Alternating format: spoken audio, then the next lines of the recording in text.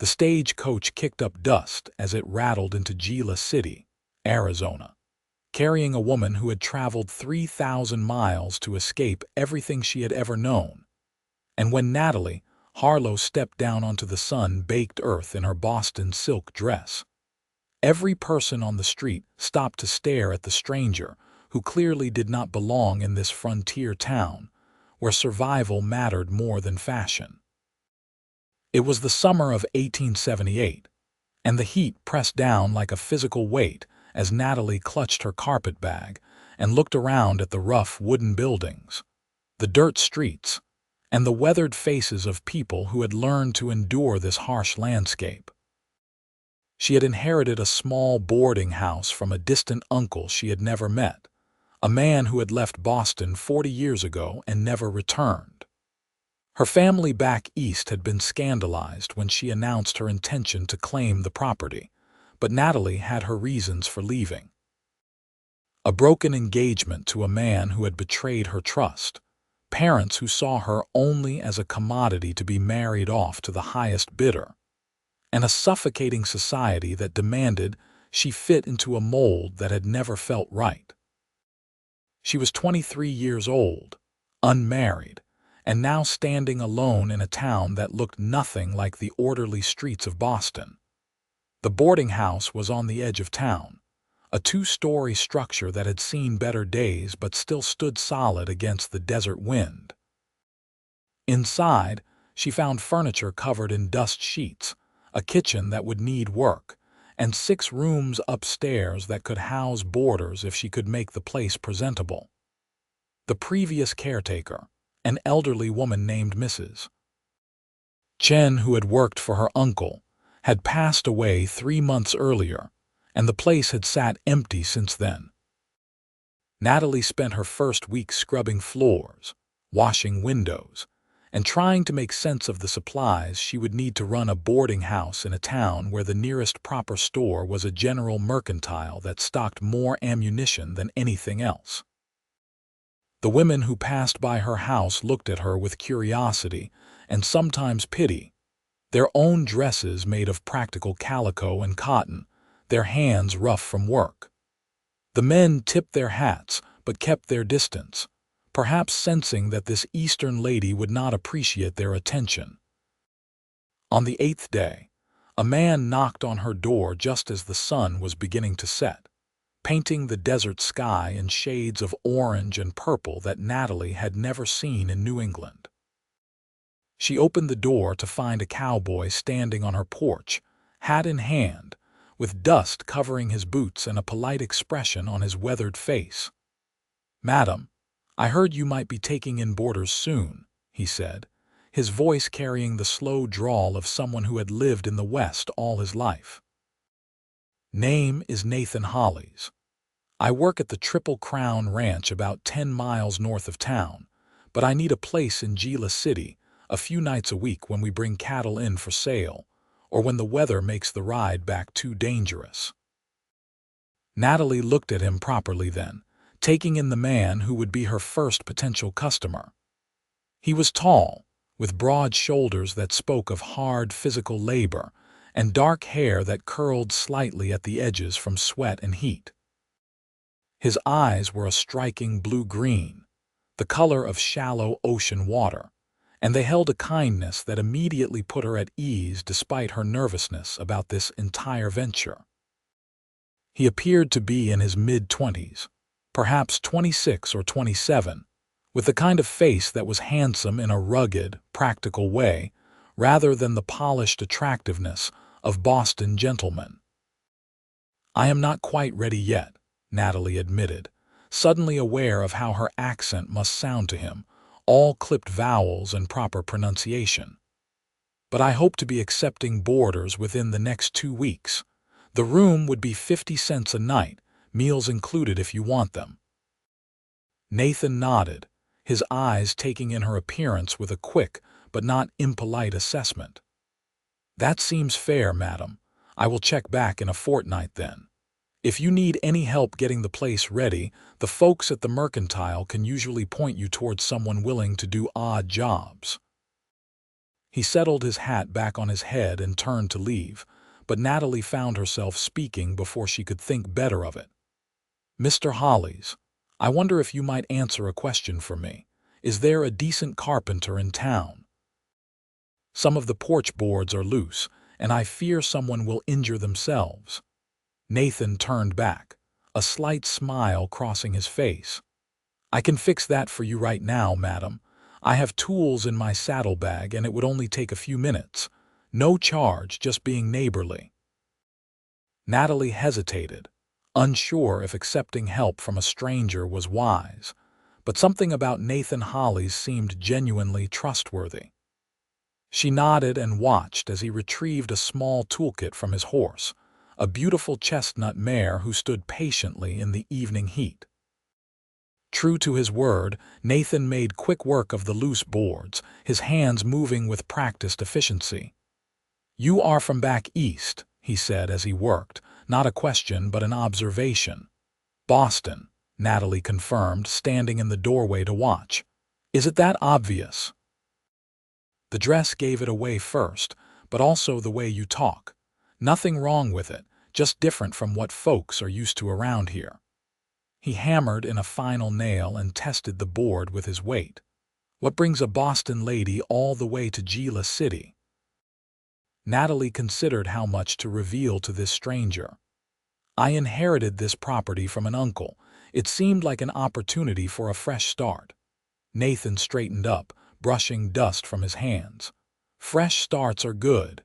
The West is full of people looking for them." He paused, then added, "It can be hard, though, adjusting to life out here. Very different from city life back east." "I am beginning to realize that," Natalie said with a small laugh that held more anxiety than humor. "Everything here is so open, so wild. And I know nothing about running a boarding house." "You will learn," Nathan said with quiet confidence. "People out here respect hard work and honesty. You have both of those, I can tell. The rest will come." After he left, Natalie found herself thinking about the cowboy with the kind eyes and steady hands. There had been no judgment in his gaze when he looked at her, no assumption that she was foolish for coming west. Just a simple acceptance of her presence and an offer of help. It was more respect than she had received from most of the men in Boston society. The boarding house opened for business 2 weeks later, with fresh paint on the sign out front and clean linens on all 6 beds upstairs.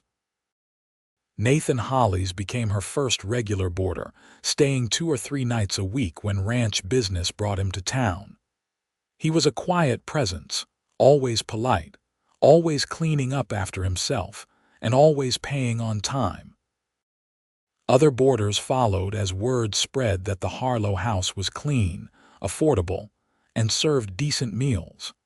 Natalie discovered she had a talent for hospitality, even if her cooking skills had to be learned through trial and error. She burned her first 3 attempts at biscuits before Mrs. Rosario from the Mexican restaurant down the street took pity on her and taught her the basics of frontier cooking. The older woman became Natalie's first real friend in Gila City, patiently explaining which ingredients traveled well in the heat, how to make meat stretch further with beans and corn, and which spices the local miners and cowboys preferred. As summer turned to autumn, Natalie began to feel less like an outsider and more like a member of the community. She joined the other women for church socials, though she still felt their eyes on her Eastern dresses and her different mannerisms. She learned to dodge the afternoon sun, to keep water barrels full for the dry season, and to watch for scorpions in her boots each morning. The desert was teaching her its harsh lessons, but she was surviving. Nathan continued to be a regular presence at the boarding house, and Natalie found herself looking forward to the evenings when he was in residence. He would sit on the porch after dinner, sometimes with the other boarders but often alone, and Natalie would join him when her kitchen work was finished. They talked about many things during those twilight conversations: His work at the ranch, her adjustment to Western life, the changing seasons, and the characters who pass through Gila City on their way to somewhere else. "You ever miss Boston?" Nathan asked one evening in late October, when the desert air had finally cooled enough to be pleasant. Natalie considered the question carefully. "I miss some things. The libraries, the symphony, the ocean. But I do not miss the life I was expected to live there. I was supposed to marry a man I did not love, have children to continue his family line, and spend my days making social calls and hosting dinner parties where everyone said what was expected rather than what they actually thought." "Sounds suffocating," Nathan said quietly. It was. Natalie looked out at the vast expanse of desert visible from her porch, the endless sky already showing the first stars. "Here, I may not fit in with the other women, but at least I am free to be myself, even if that self is still learning how to function in this world." Nathan was silent for a moment, then said, "You fit in better than you think. You work hard, you treat people fairly, and you do not put on airs. That matters more than whether you were born here or came from somewhere else." His words were kind, but Natalie shook her head. "The women at church still look at me like I am a curiosity. They are polite, but they do not really accept me. I hear them sometimes, talking about my Eastern ways, my fancy dresses that are completely impractical for this climate. I have tried to adapt, but I will never be one of them. I will never fit in." Nathan turned to look at her directly, his eyes serious in the fading light. "You fit perfectly right here beside me." The words hung in the air between them, simple but weighted with meaning. Natalie felt her breath catch in her throat as she met his gaze and saw something there that both thrilled and frightened her. This was not the calculated courtship of Boston society, with its rigid rules and expectations. This was something raw and honest, a connection that had been building over months of quiet conversations and shared moments. "Nathan, She began, but he gently interrupted. "I am not asking for anything, Natalie, just stating a fact. You fit here in this place in this moment. And specifically, you fit beside me. I have looked forward to every visit to town for months now, not because of ranch business, but because it means I get to see you. I know I am just a cowboy with dust on my boots and no fancy education, but I need you to know that someone sees you for who you are and values that." Natalie felt tears prick her eyes, unexpected and sudden. No one had ever spoken to her with such unguarded honesty before. In Boston, men had praised her beauty or her family connections or her accomplishments in needlework and piano, but none had ever simply said that she fit, exactly as she was. "You are not just a cowboy," she said softly. "You are the kindest man I have met in any city or town, east or west. You have made me feel welcome when I was certain I would always be an outsider. That means more than I can properly express." Nathan smiled, the expression transforming his weathered face into something almost boyish. "Then maybe we can continue sitting here on this porch together, and let whatever this is between us unfold naturally. No pressure, no expectations, just two people who enjoy each other's company." "I would like that very much," Natalie agreed, and they sat together in comfortable silence as the stars emerged one by one across the vast Arizona sky. The relationship between Natalie and Nathan deepened slowly over the following months, built on a foundation of respect and genuine affection.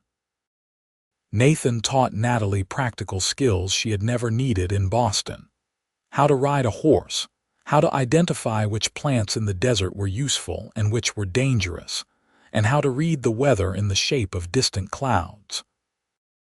Natalie introduced Nathan to literature, reading aloud from her collection of books in the evenings, and discovered that the cowboy had a sharp mind and thoughtful opinions despite his limited formal education. The other residents of Gila City, began to notice the connection between the boarding house owner and the ranch hand. Some approved, seeing Nathan as a steady, hard-working man who would be a good match for the Eastern widow woman, though Natalie had to constantly correct the assumption that she was widowed rather than simply unmarried. Others were less charitable, gossiping about whether it was proper for an unmarried woman to be so familiar with one of her boarders. Mrs. Rosario, who had become Natalie's closest confidante, addressed the gossip directly one afternoon while teaching Natalie to make tamales. "Do not listen to the church ladies and their whispers," she said firmly, her strong hands working corn dough with practiced ease. "They are jealous because Nathan Hollis is one of the most eligible men in the county, and he only has eyes for you. Also, they do not trust what they do not understand, and a woman who came west alone to run a business is very outside their understanding." "I do not want to cause scandal," Natalie said worriedly, "but I also do not want to stop seeing Nathan just because people might talk." "Then do not stop seeing him, but perhaps be mindful of appearances. This is a small town and reputations matter, especially for a woman trying to run a business." Mrs. Rosario paused in her work to look at Natalie seriously. "Do you love him?" The question was direct in a way that Boston society never would have allowed, and Natalie found herself answering with equal directness. "I think I do, or I am falling in love with him. It is different from anything I felt before, even when I thought I was in love back in Boston. With Nathan, everything feels natural and easy. I can be myself without pretending or performing. Is that what love should feel like?" Mrs. Rosario smiled warmly. "That is exactly what love should feel like, Mija. The question is, what are you going to do about it?" Natalie did not have an immediate answer, but the question lingered in her mind over the following days. She and Nathan had not spoken explicitly about love or their future together, perhaps both afraid of pushing too fast or assuming too much. But the feelings were there, growing stronger with each shared conversation and each accidental brush of hands when he helped her carry supplies or fix something around the boarding house. The situation came to a head in early December when a severe cold snap moved through the region, unusual for the desert but not unheard of. Nathan had been at the boarding house when the temperature dropped suddenly, and heavy rain made the roads treacherous. He stayed an extra night, but by morning it was clear that the weather was not improving. Several other travelers also sought shelter at the Harlow house, and Natalie found herself running a full establishment with limited supplies. Nathan proved invaluable during those 3 days when the cold rain continued, and the roads became impassable mud. He helped Natalie stretch her food supplies, used his connections to secure additional firewood when hers ran low, and kept the spirits of the stranded travelers up with stories and good humor. They worked together seamlessly, anticipating each other's needs and supporting each other through the small crises that arose when a boarding house was pushed beyond its normal capacity. On the 3rd night, after the other guests had retired to their rooms, Natalie and Nathan found themselves alone in the kitchen. She was washing the last of the dinner dishes while he dried and stacked them, a domestic scene that felt both comfortable and significant. "You are very good at this," Natalie said, handing him a wet plate. "I could not have managed these last few days without your help." "We make a good team," Nathan replied, focusing on drying the plate with more attention than strictly necessary. "I have been thinking about that a lot lately. How well we work together. How much I enjoy being around you. How empty my days feel when I am back at the ranch and cannot see you." Natalie's hands stilled in the dishwater. "Nathan, let me finish," he said, setting down the plate and turning to face her fully. "I know I am not the kind of man your family probably expected you to marry. I do not have a fortune or a family name or any of the things that matter back east. What I have is a good job, some savings, a strong back, and a heart that is completely yours if you want it. I love you, Natalie. I have loved you for months now, probably since that first evening when you admitted you felt like you did not fit in. And I realized I wanted to spend my life proving to you that you belonged exactly where you were. Natalie pulled her hands from the dishwater, drying them on her apron with trembling fingers. I love you too, she said, her voice barely above a whisper. I have been afraid to say it, afraid that this was all some beautiful dream that would dissolve if I acknowledged it. But these past few days, working beside you, seeing how naturally we fit together, I cannot deny it anymore. I love you, Nathan Hollis. You are everything I never knew I needed. Nathan closed the distance between them in 2 strides, pulling her into his arms with a gentleness that belied his strength. He kissed her softly at first, then with growing passion as months of restrained feelings finally found expression. Natalie melted into the embrace, her hands finding their way to his shoulders, anchoring herself to this moment and this man who had become her whole world. When they finally pulled apart, both breathing heavily, Nathan rested his forehead against hers. "Marry me," he said. "Not because of propriety or because it is what people expect, but because I want to build a life with you. I want to wake up beside you every morning and fall asleep beside you every night. I want to face whatever challenges come our way together as partners. Say yes, Natalie. Please say yes." "Yes," she breathed, tears streaming down her face, but these were tears of joy rather than sorrow. "Yes, I will marry you. I want all of those things too, Nathan. I want a life with you." They held each other in the quiet kitchen while the cold rain continued outside. 2 people who had found in each other exactly what they had been searching for. The next morning, when the weather cleared and the roads became passable again, Nathan rode to the ranch to give his notice. He returned 3 days later with his belongings, his savings, and a simple gold ring that had belonged to his grandmother. They were married in the small church in Gila City 2 weeks later, just before Christmas. Mrs. Rosario stood up for Natalie, having become the closest thing to family she had in Arizona. Several of Nathan's friends from the ranch attended, along with some of the regular boarders and townspeople who had come to respect Natalie's hard work and determination. It was a simple ceremony, nothing like the elaborate society wedding Natalie's mother had once planned for her back in Boston, but it was perfect in its honest emotion and genuine joy. After the wedding, Nathan moved into the boarding house permanently, taking on the role of co-proprietor and using his carpentry skills to make improvements to the property. He built an addition to the kitchen, repaired the roof, and constructed a small private living space on the first floor so he and Natalie could have some separation from the boarders. The business thrived with both of them working together, becoming known throughout the region as a clean, welcoming place with fair prices and good food. The first year of their marriage was an adjustment period, as they learned to navigate life as husband and wife while also running a business together.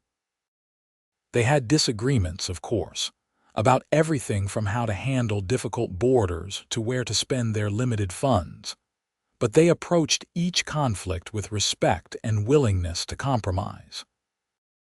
Nathan taught Natalie to trust her own judgment and take up more space in the world, while Natalie encouraged Nathan to pursue his interest in reading and learning, often discussing books and current events late into the night.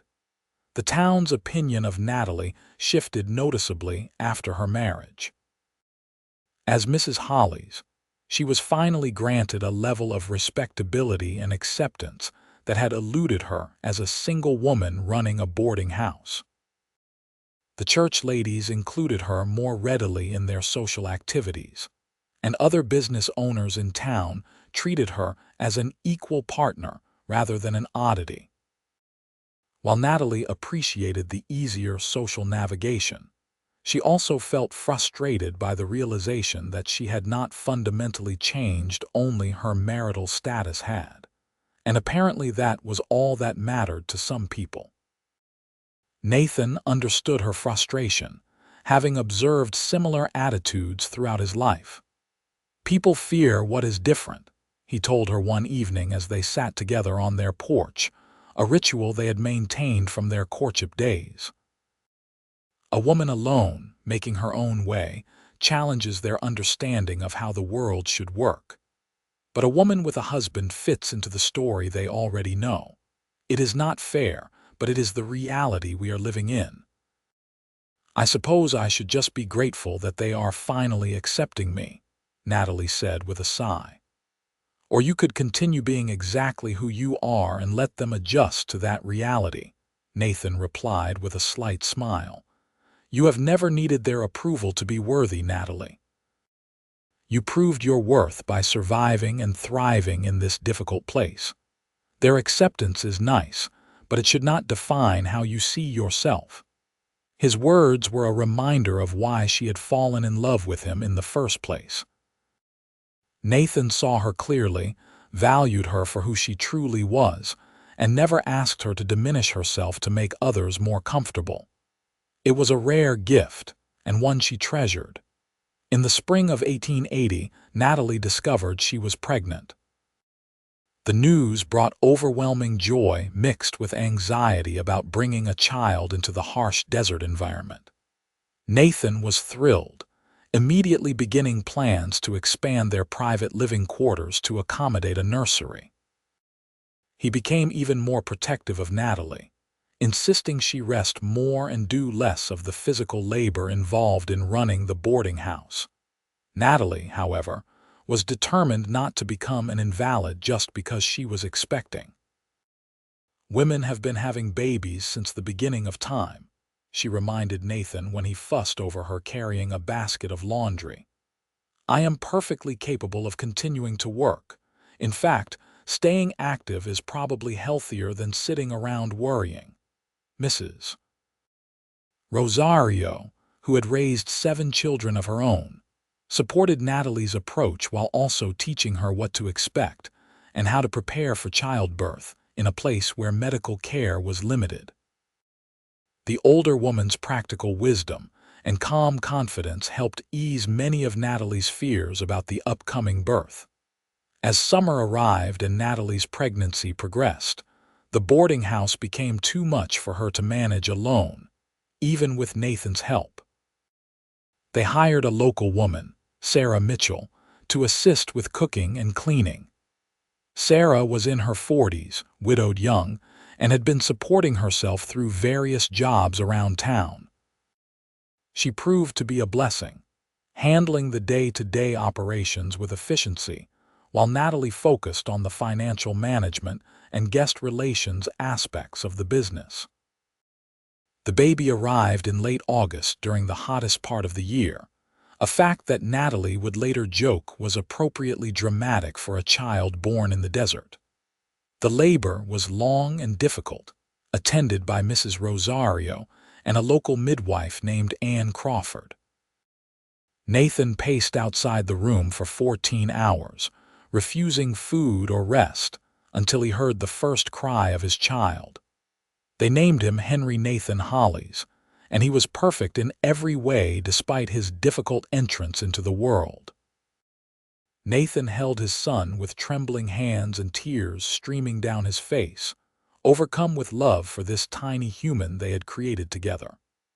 Natalie watched her husband cradling their child and felt her heart expand with a happiness so profound, it was almost painful.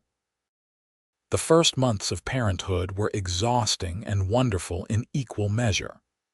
Henry was a fussy baby who seemed to only sleep when being held, which meant Natalie and Nathan took turns walking the floor with him at all hours. The boarding house guests learned to be tolerant of the crying infant, and some of the older men who stayed there regularly became honorary uncles, offering surprising gentleness and wisdom about child rearing from their own experiences as fathers or grandfathers. As Henry grew from infant to toddler, he became the unofficial mascot of the Harlow house. Guests would play with him in the common areas, and the boy developed an easy comfort around adults that would serve him well throughout his life.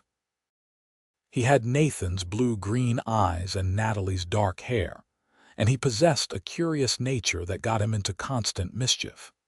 In the spring of 1882, Natalie's parents made the long journey from Boston to Arizona, finally relenting in their estrangement from their daughter. They had been scandalized when she left Boston, even more so when she married a cowboy instead of returning east, and their relationship had been limited to occasional strained letters. But the birth of their grandson had softened them, and they wanted to meet the child and see for themselves how their daughter was living. The visit was tense at first. Natalie's mother, Natalie Harlow, looked around the boarding house with barely concealed dismay, clearly shocked by the modest circumstances in which her daughter was living. Her father, George Harlow, was more reserved in his judgment but equally uncomfortable in the rough frontier town.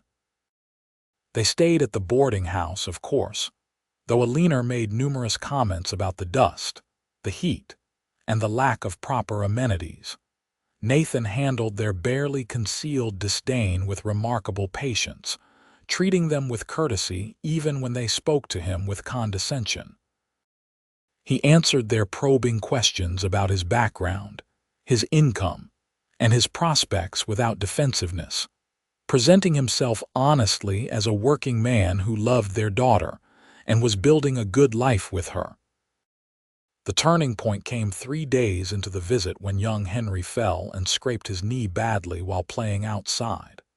He ran crying to Nathan, who scooped him up immediately and carried him inside to be tended to.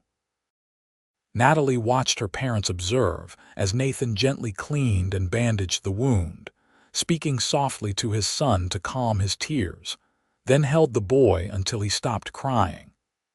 The love and tenderness in every gesture was unmistakable. That evening, after Henry had been put to bed, Alina approached Natalie in the kitchen. "Your husband is very good with the child," she said, her voice carefully neutral.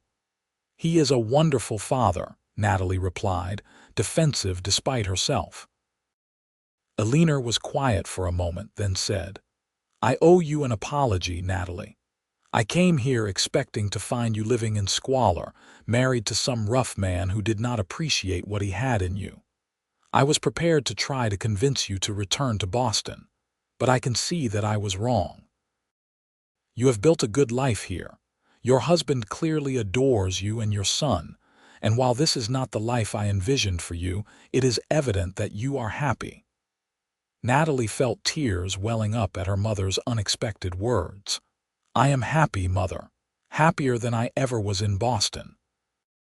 Nathan is a better man than anyone you tried to match me with back east. He sees me, really sees me, and values me as a partner rather than a possession. This life is hard sometimes, but it is honest and it is mine." "Ours," Nathan said quietly from the doorway, and Natalie realized he had been there long enough to hear the conversation.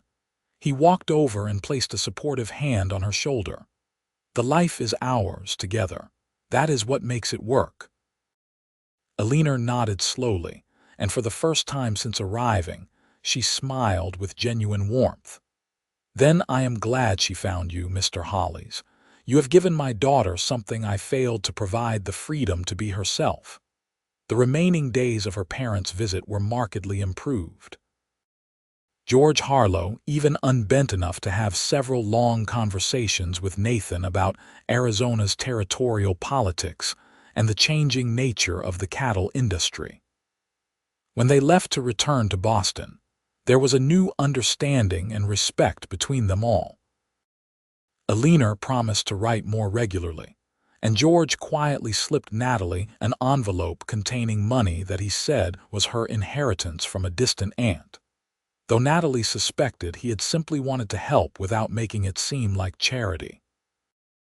The years that followed were marked by steady growth and increasing prosperity.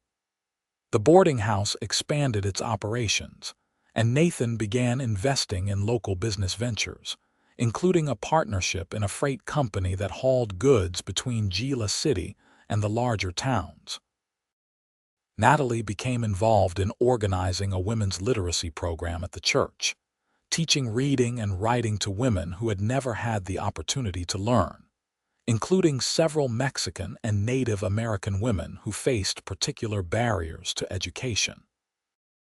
In 1884, Natalie gave birth to their second child, a daughter they named Rose Eleanor Hollis after both of their mothers.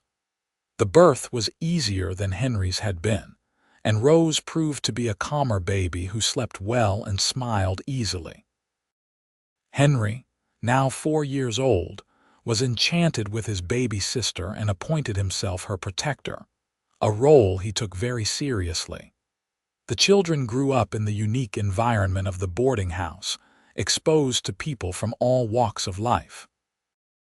They heard stories from miners and cowboys, traders and teachers, travelers passing through, and settlers putting down roots. Nathan and Natalie made sure to educate both children thoroughly, with Natalie handling traditional academics and Nathan teaching practical skills like riding, roping, and reading the natural world around them. As Gila City grew from a rough frontier town into a more established community, the Hollises became pillars of local society. Nathan was elected to the town council in 1886, where he advocated for better roads, fair water rights, and protection for smaller ranchers and farmers against the powerful cattle barons who dominated the territory. Natalie served on the school board and continued her literacy work, eventually helping to establish a small lending library in a room at the back of the church. Their marriage remained strong through the challenges of raising children, running a business, and navigating community politics. They still made time for their evening conversations on the porch, though now they were often interrupted by children or business concerns. The easy companionship of their courtship had deepened into something more profound, a partnership built on mutual respect, shared values, and enduring love. In 1889, when Henry was 9 and Rose was 5, Natalie received word that her father had passed away peacefully in his sleep. The news hit her harder than she had expected, bringing up complex emotions about her relationship with her parents and the choices she had made. Nathan immediately arranged for her to travel back to Boston for the funeral, offering to come with her, but Natalie decided to go alone, feeling that she needed to face her old life and its ghosts by herself. Returning to Boston after more than a decade in Arizona was a surreal experience. The city seemed impossibly crowded and noisy after years in the desert. The formal social conventions felt stifling. Her old acquaintances looked at her with a mixture of curiosity and pity, unable to understand why she had chosen a life in the West over the comfort and refinement of Eastern society. At her father's funeral, several people expressed condolences that were tinged with the implication that she must regret not being able to see him more often before he died. But Natalie felt no regret. She had built a good life, found true love, and created a family that brought her joy every day. Her father had come to understand and even respect her choices before he died. She had nothing to apologize for. After 2 weeks in Boston, helping her mother settle her father's affairs and ensuring Eleanor would be financially comfortable, Natalie was eager to return home. She missed Nathan with a physical ache, missed her children's voices and the vast open sky of Arizona. On the train journey back west, she reflected on how much she had changed since that frightened young woman had made this same journey in the opposite direction 11 years earlier. Nathan was waiting at the station when her stage arrived in Gila City, with Henry and Rose bouncing with excitement beside him. The moment Natalie saw them, she knew with absolute certainty that she was exactly where she belonged. Nathan swept her into his arms, kissing her with a passion that made the other people at the station smile and look away. "I missed you every single moment you were gone," he said against her hair. "I missed you too," she replied, "but the trip was good for me. It helped me realize how completely this is my home now. Not just Arizona or Gila City, but anywhere you and the children are. That is home." The 1890s brought new challenges and opportunities as Arizona moved closer to statehood. The territory was changing rapidly, with railroads bringing more people and more modern amenities. Gila City grew from a rough frontier town into a proper small city with paved streets, electric lights, and even a small hospital. The Hollises adapted to the changing times, modernizing the boarding house with indoor plumbing and other improvements. Their children grew into capable young people who reflected the best of both their parents. Henry inherited his father's practical skills and steady temperament, along with his mother's love of learning and social consciousness.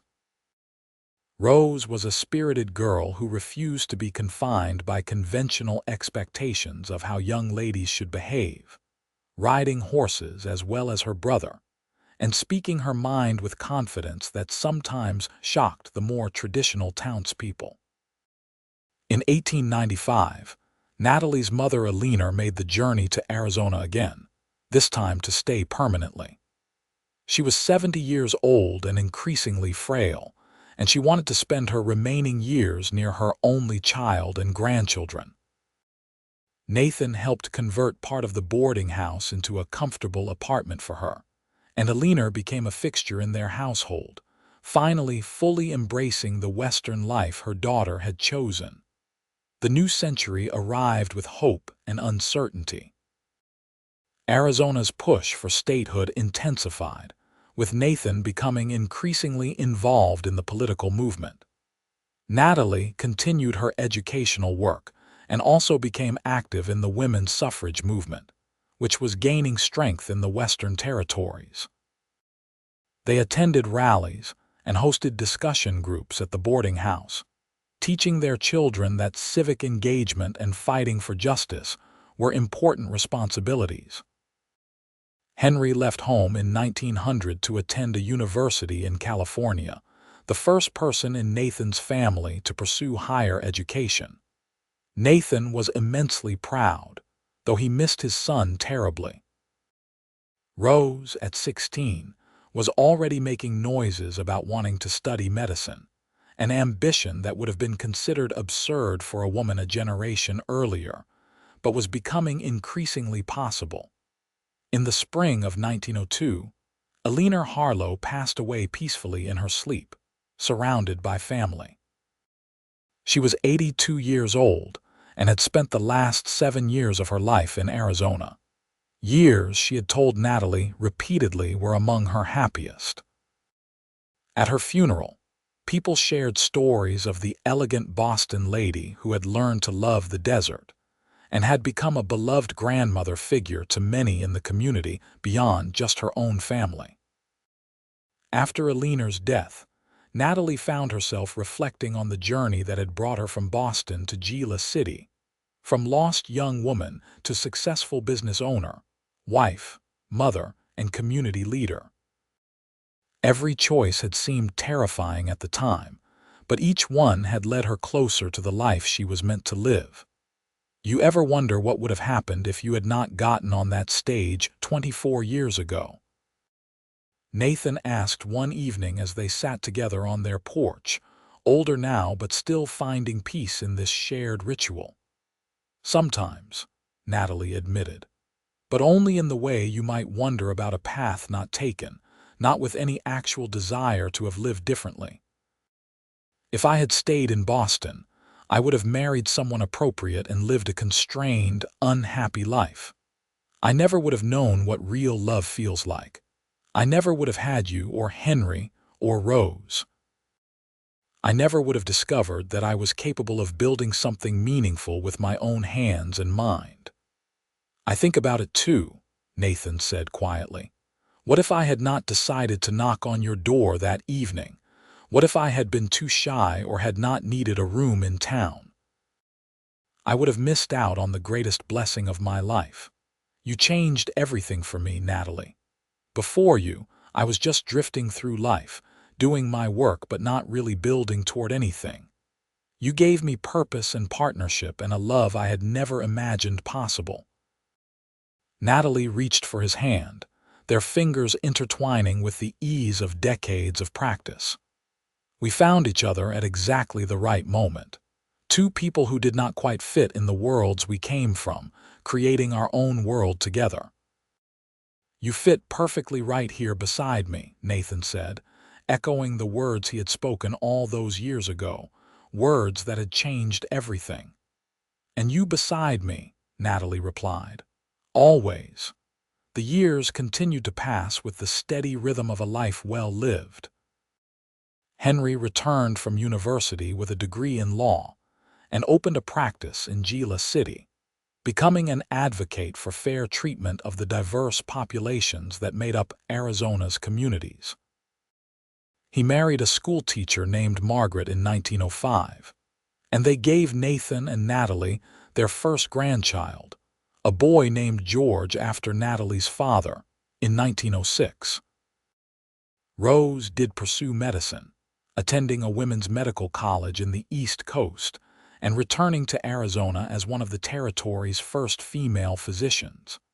She opened a clinic that served everyone regardless of their ability to pay, focusing particularly on women's health and childbirth. She remained single by choice, declaring that her work was her passion, and she needed no husband to make her life complete, an attitude that still raised eyebrows but which her parents fully supported. On February 14, 1912, Arizona achieved statehood, and the celebration in Gila City was jubilant. Nathan and Natalie, now in their 50s, attended the festivities with their children and grandchildren, reflecting on all the changes they had witnessed over the past 3 decades. The rough frontier town where Natalie had arrived as a terrified stranger was now a thriving city in a brand new state. The boarding house had evolved along with the town. While they still took in some boarders, particularly traveling salesmen and people visiting family in Gila City, the business had diversified. They had purchased several other properties in town and rented them out, creating a steady income that allowed them some financial security in their older age. Sarah Mitchell, who had worked for them for over 30 years, became a partner in the business, running the day-to-day operations as Nathan and Natalie gradually stepped back. In 1915, Nathan and Natalie celebrated their 35th wedding anniversary with a party that brought together family, friends, and members of the community whose lives they had touched over the decades. People shared stories about the couple's generosity, their commitment to fairness and justice, and the example they had set of what a true partnership looked like. During the speeches and toasts, Mrs. Rosario, now in her 80s and still sharp as ever, stood up with tears in her eyes. "I remember when Natalie first arrived in Gila City," she said. "This frightened girl from Boston who did not know how to cook beans or ride a horse. I remember thinking she would never survive here, that the desert would break her, or she would run back east. But she had something special, a core of steel under all that Boston silk. And then Nathan saw it too, and he loved her not despite her differences but because of them. They have shown all of us what love and partnership should look like. Not ownership, not convention, but two people choosing each other every day and building something beautiful together." Natalie found herself crying as she listened, overwhelmed with gratitude for the life she had been blessed to live. When it was her turn to speak, She stood beside Nathan and looked out at the gathered crowd. 35 years ago, I came to this town feeling like I would never belong anywhere, she said. I had left behind everything familiar because I could not bear to continue living a lie, pretending to be someone I was not. But I was terrified that I would spend the rest of my life as an outsider, never truly fitting in anywhere.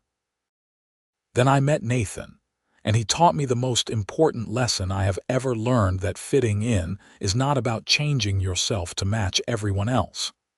It is about finding the people and the place where you can be authentically yourself and be valued for that. I never did fit into the conventional mold, not in Boston and not even entirely here in Gila City. But I fit perfectly beside Nathan, beside my children, beside all of you who have become family over the years. That is the only fitting in that matters. The applause was thunderous, and Nathan pulled her close, kissing her forehead as he had done 1,000 times before.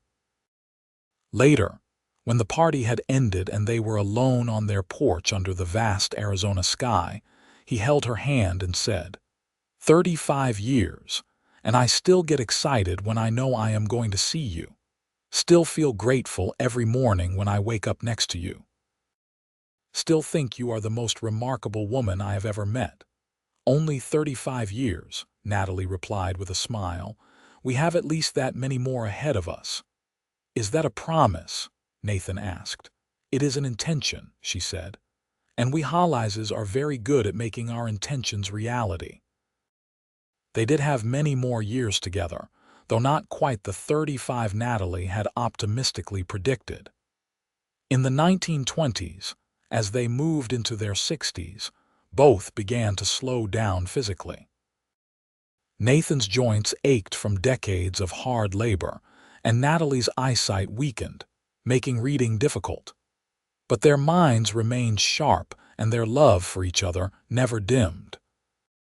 They became the elder statesmen of Gila City, the couple everyone looked to as an example of how to live a good life.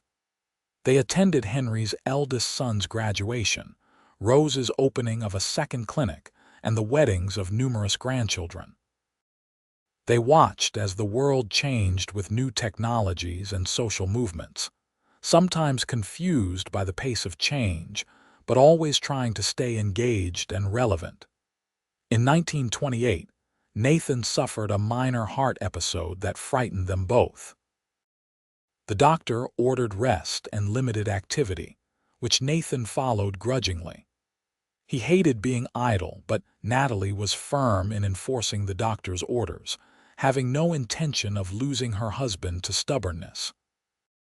You need to take care of yourself, she scolded gently as she brought him tea on the porch where he was resting. I have no intention of spending my twilight years without you. Twilight years, Nathan repeated with a slight laugh. When did we get old, Natalie? Gradually, she said, settling into the chair beside him. So gradually I barely noticed it happening, but I do not mind it being old with you. Every stage of our life together has been good, even the hard times, Nathan asked. Especially the hard times, Natalie said firmly.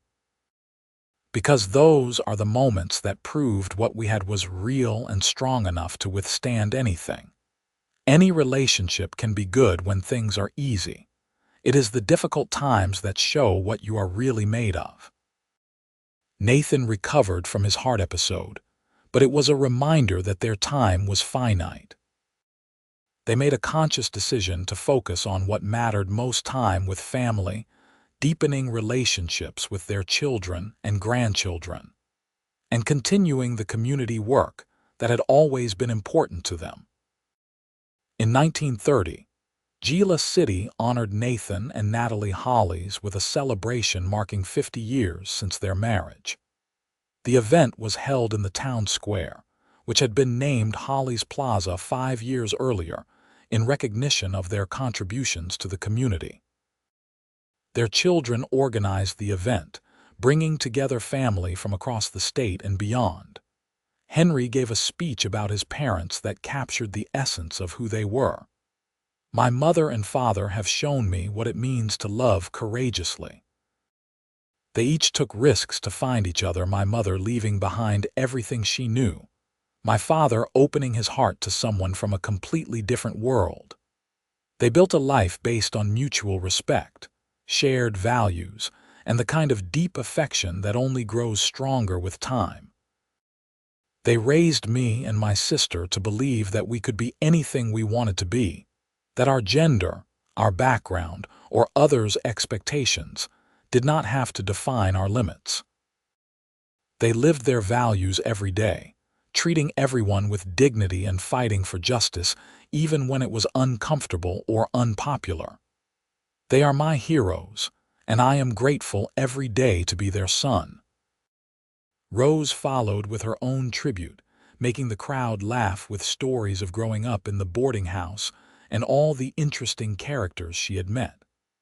My parents created a home that was a crossroads, she said, a place where people from all walks of life could find rest and acceptance. They taught me that differences are something to be celebrated, not feared.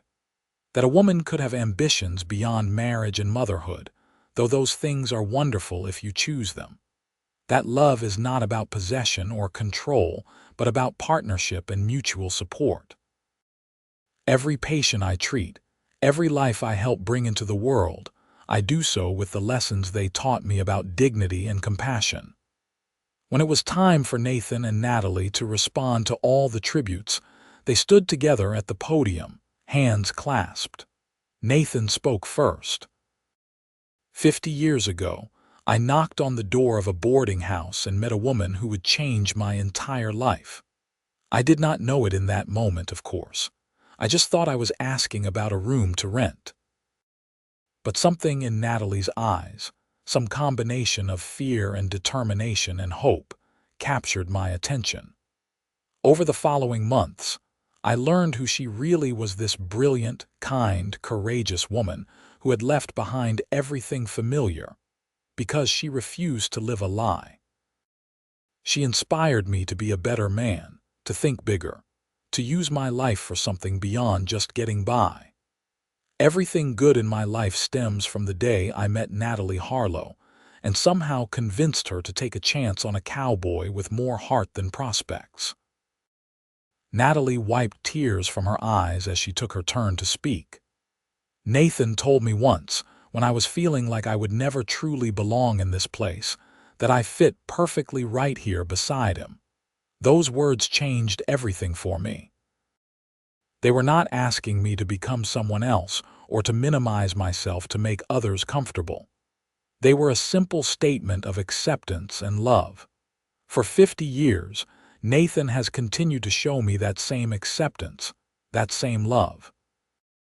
He has been my partner in every sense of the word, sharing both the work and the joy, supporting my ambitions, challenging me to grow, and providing a safe place to be vulnerable. Our life together has not always been easy, but it has always been meaningful.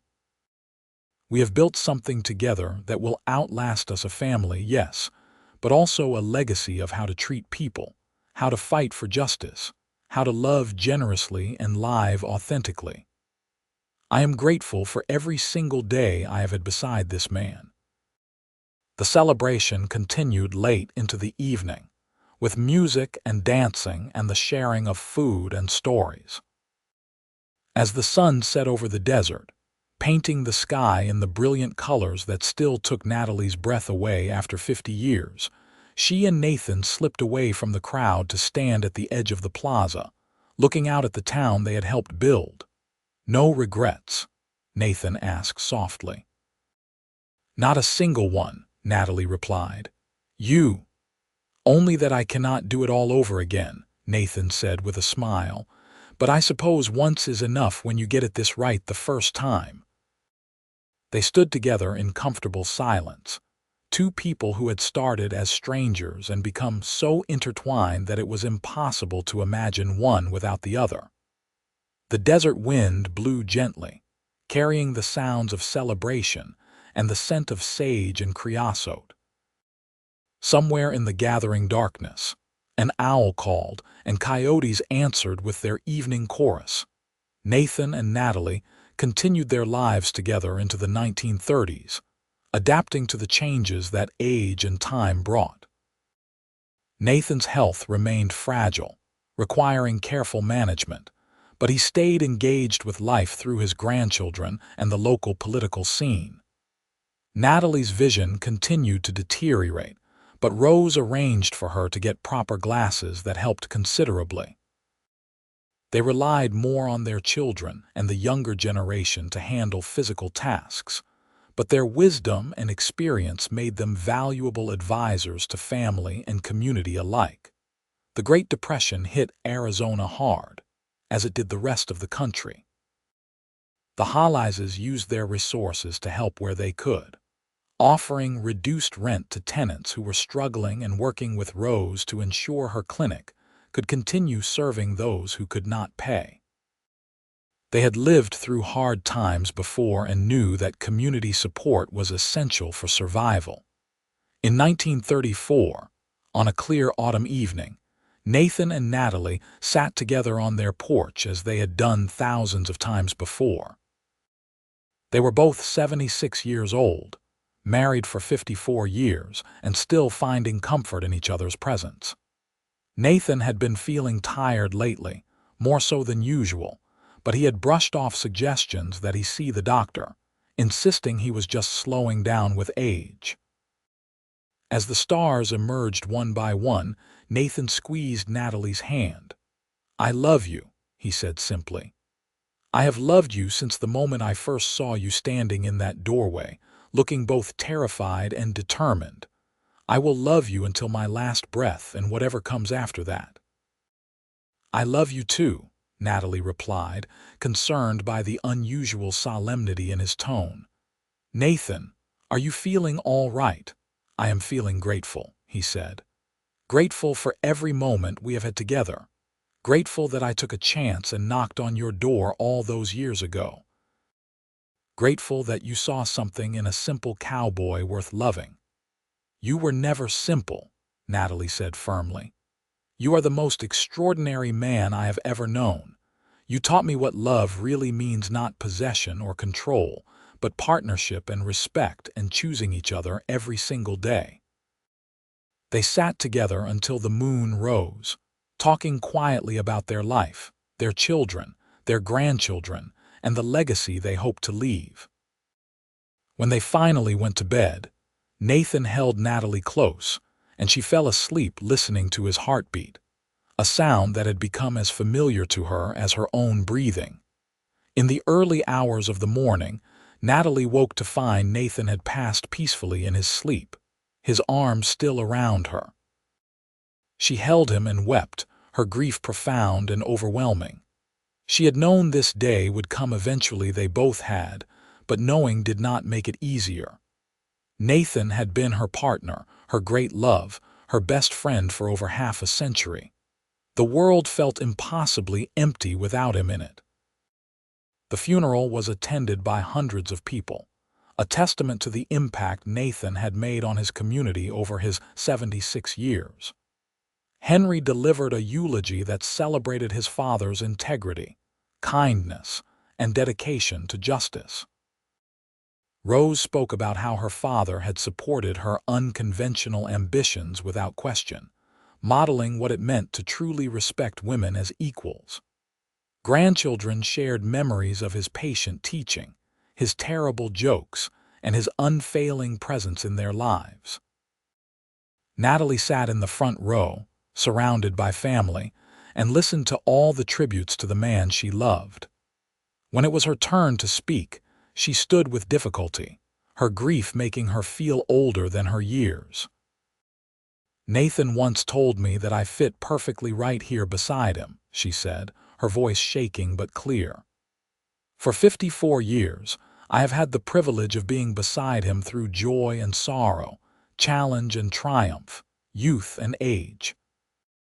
He was the great love of my life, the person who saw me most clearly and loved me most deeply. He made me better simply by believing I was capable of more than I thought possible. The world is diminished by his loss, but it is infinitely better for having had him in it. I will miss him every day for the rest of my life, but I am so grateful that I got to love him and be loved by him. That is a gift not everyone receives, and I will treasure it forever. After Nathan's death, Natalie struggled with how to continue without him. Everything reminded her of her husband, the porch where they had shared so many evenings, the bedroom where he had died in her arms, even the town itself, which they had built together. Her children worried about her, seeing how grief was consuming their mother. But gradually, with the support of her family and the passage of time, Natalie found a way to honor Nathan's memory by continuing to live fully.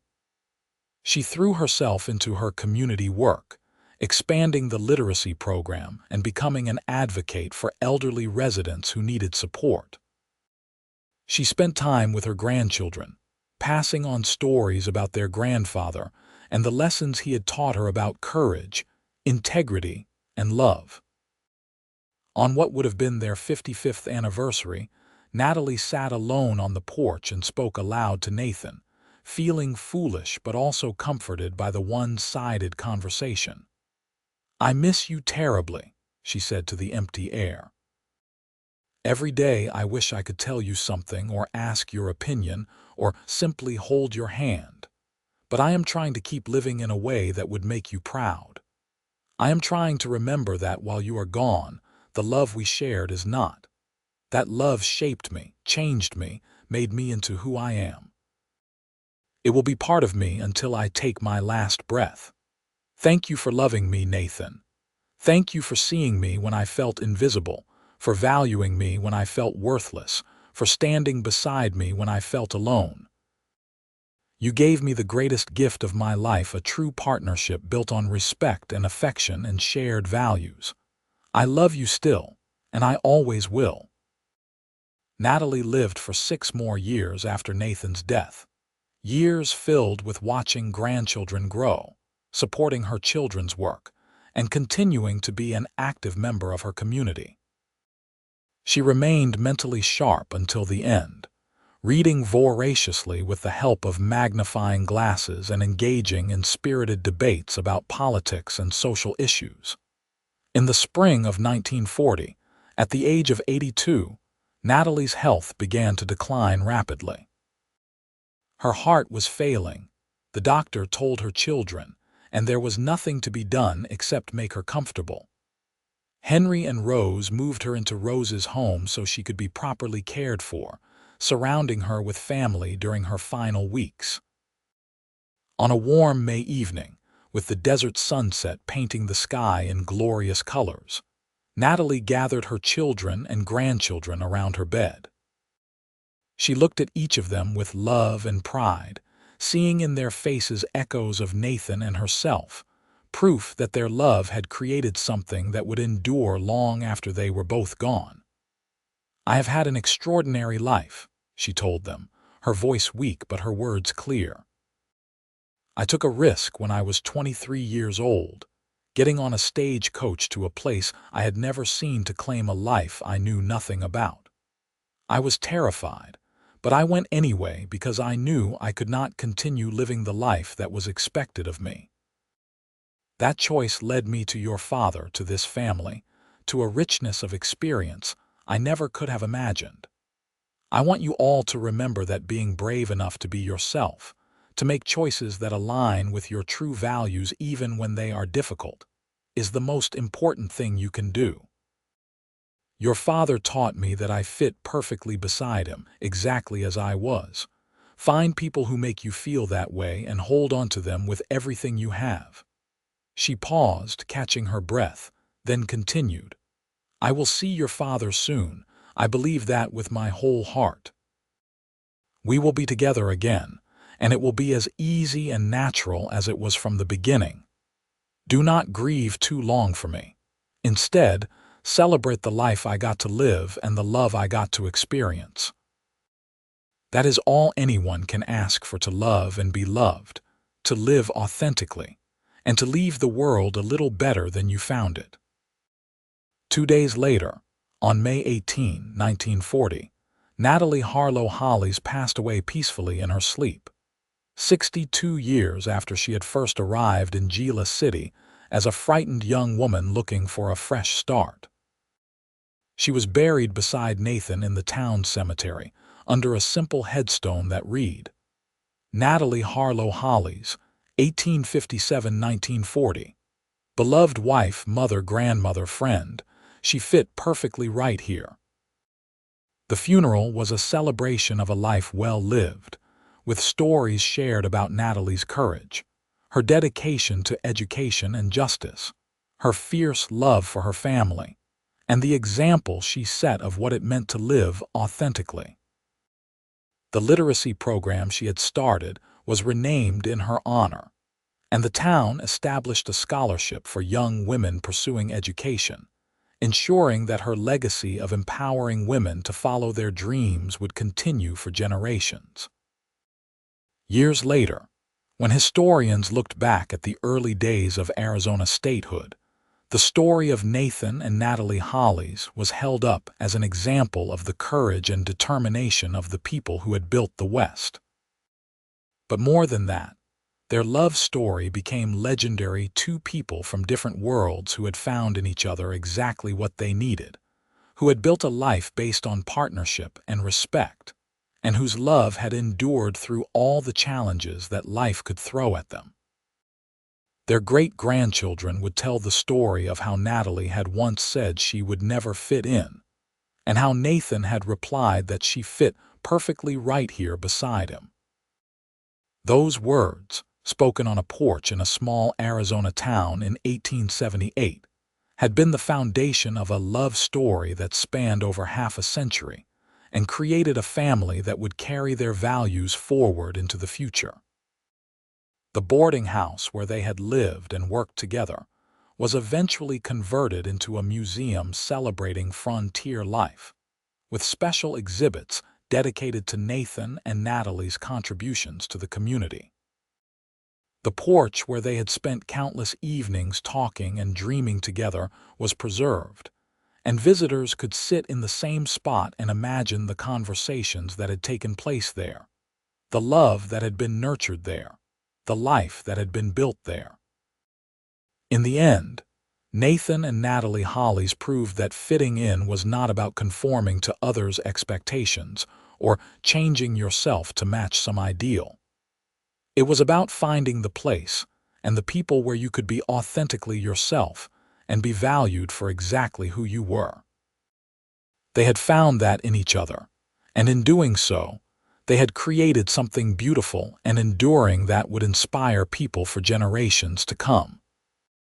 Their love story was not perfect or without challenges, but it was real and honest and built on a foundation of mutual respect and genuine affection that had only deepened with time. And somewhere, in whatever comes after this life, two souls who had fit perfectly beside each other in life continued that partnership in eternity, still talking, still dreaming, still loving with the same intensity and joy they had shared for over 50 years on Earth. Their story was complete, their lives fully lived, their love eternally triumphant.